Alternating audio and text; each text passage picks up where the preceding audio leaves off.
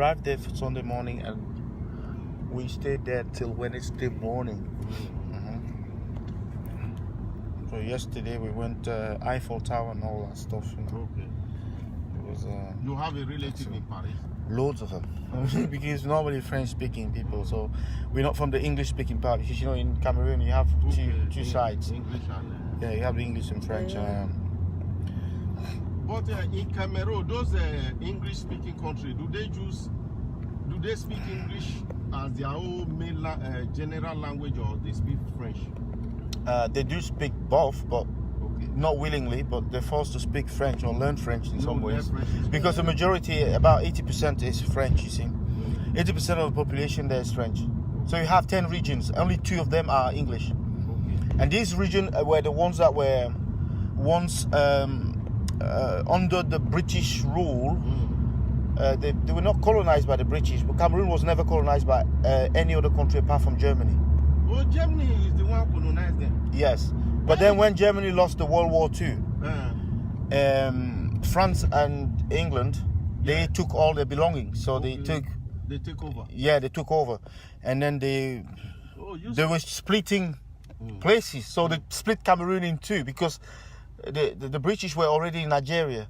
So they said, and they had some influence, like some, what do you call these one, explorators or whatever, missionary people working in that part of Cameroon.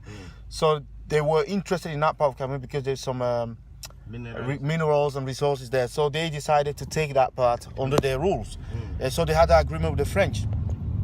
And when they took that part, when the independence came in the 1960s, there were Southern Cameroon and Northern Cameroon, right? All attached to Nigeria under the British rule. But then when independence came, they organized a referendum giving them an option. You either going left or you going right. So you either go in Nigeria or you go in Cameroon. They never gave them the option to become independent. So the referendum, the North voted to go to Nigeria and the South voted to remain in Cameroon. And that's what happened.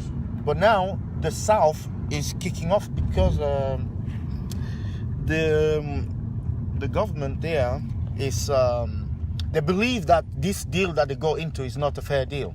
So they want their freedom because they said they were robbed because they were never given the option for independence. And now they went into this kind of union with the French-speaking people, and the French are forcing them into abandoning all their culture, the English culture, the old English way of life, and they're forcing them into taking, becoming French subjects and all that stuff. So that's why there are problems there at this moment, at this time.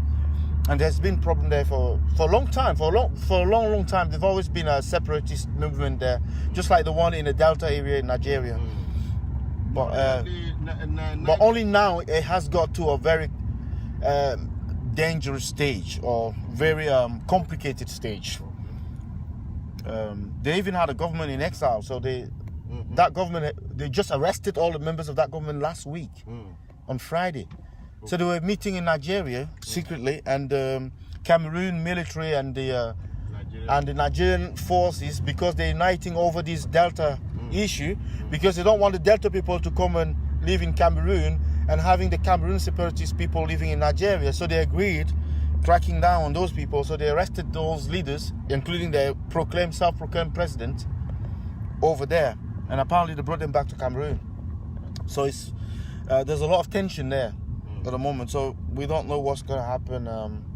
But anyway, on Friday they arrested them. Yeah, on Friday. On Friday they arrested them. Where they hold the meeting in Abuja? Yeah, in Abuja. How can they arrest them in Abuja without the Nigerian being informed? So that's the thing. But they will. We were sure the government don't even want to talk about that. So they're just pretending it never happened. So I'm back. A lot of problem in Africa. Yeah, there's a lot of problem. I mean, the main issue here is bad governance, and I mean, this guy's been in power for 35 years. And, imagine. Yeah, 35 years, and since 1982, and he's not willing, or he's not ready to leave yet. And And that is one of the core problems. We don't even have a road of this magnitude linking the two cities, main cities.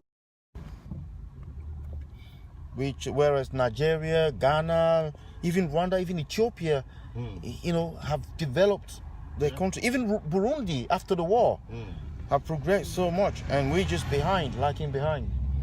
And some people just don't see the weaknesses and the incompetence of the people that have been running the place.